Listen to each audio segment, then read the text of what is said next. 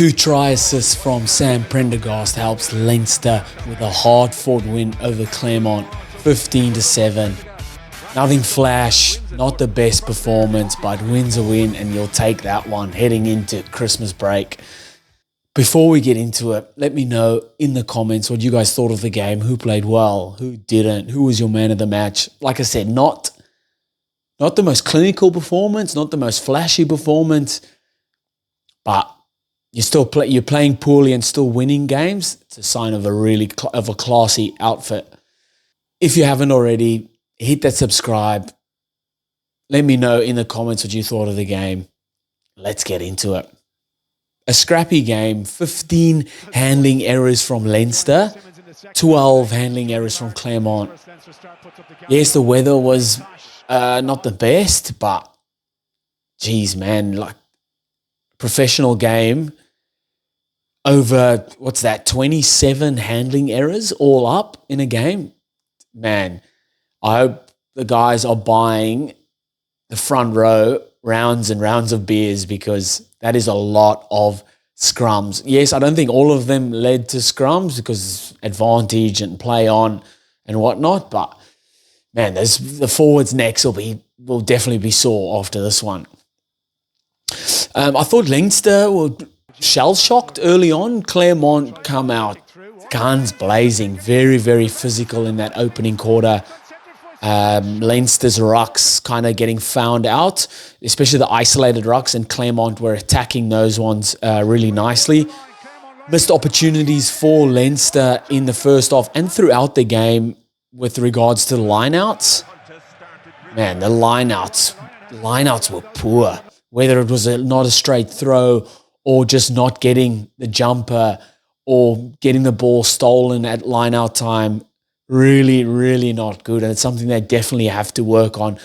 Lineout is the best attacking platform any team has because the defensive line is so far back. You've got so much space to work with as an attacking side or from a lineout. There's so many options you can run off a lineout. If you've got a good maul, that's another attacking threat from a lineout, especially 5 meters out. And there was a couple times where Leinster had opportunities from lineouts, like try scoring opportunities, and lineout just went.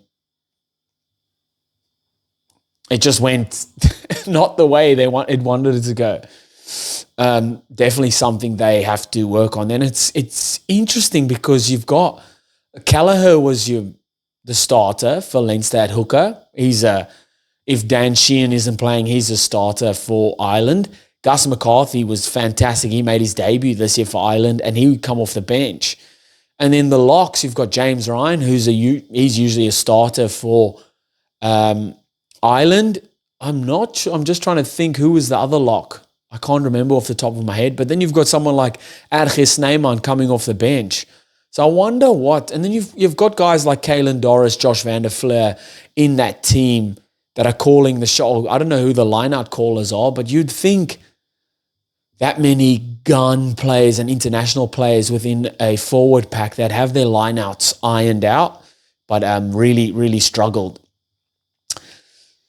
Sam Prendergast, man, how skillful is this guy? Holy hell. There was one bit where he got the ball at the back. He was running one way and his only support was this side, turned and threw like a 30-meter cutout pass over one of Clermont's defenders, but he was running this way and did like it defies science or physics, if that makes sense.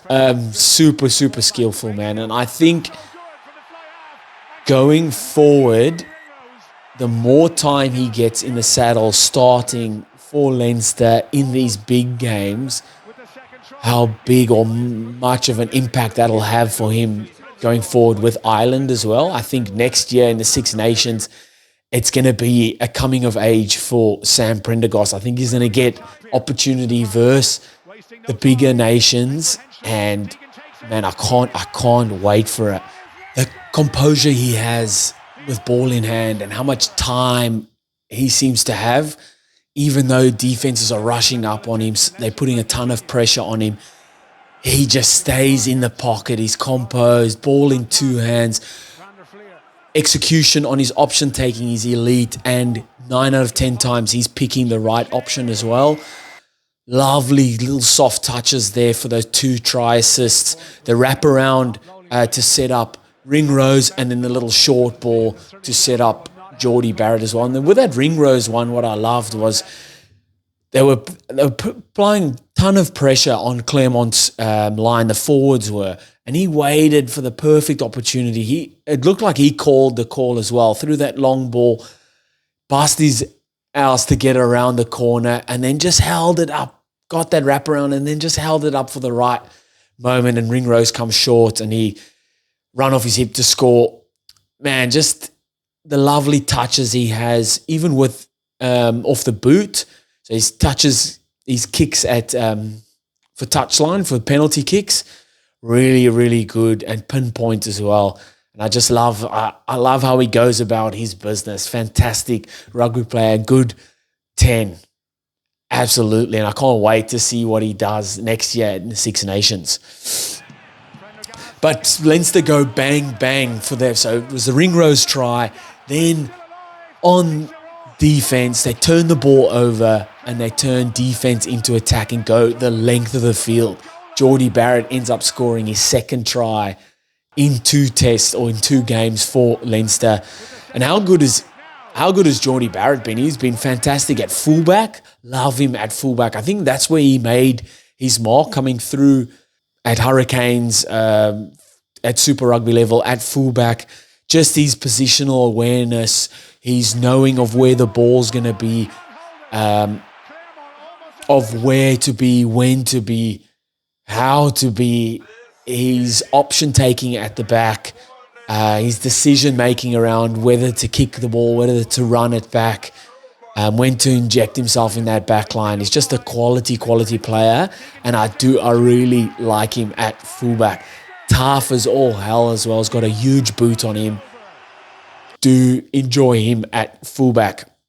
Leinster found a lot of space up the middle with the little tip-ons from the forwards, which is really nice. We've seen it with Ireland and Munster and all those other Irish guys, the little tip-ons, the forwards interplay between each other.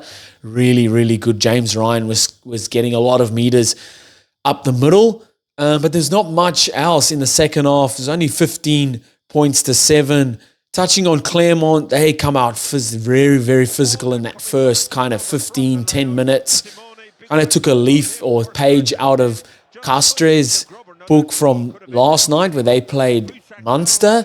Also very, very physical against Munster and up in their faces.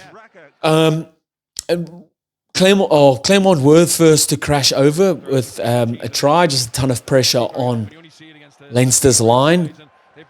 But I thought injuries really made it hard for Clermont. Both of their centres, both strike centres for Clermont going off injured. I thought the intensity of the game, like the longer the game went, they found it a bit hard to keep up in that regard in some instances. And then in some instances, it looks like they were back in the game again. They really did attack Leinster's rucks really well, I thought. I just couldn't keep up the whole game. Not clinical enough, especially at ruck time in the second half. So on defensively, they were really good at ruck time, but I thought in attacking, like offensively, keeping their own rucks, they really struggled at that, and Leinster were attacking their rucks nicely. Like I said, not the best game to watch, to be honest, but still a good win for Leinster going into the break. And they march on. Let me know what you guys thought of the game, who played well, who didn't, who was your man of the match. Let me know in the comments.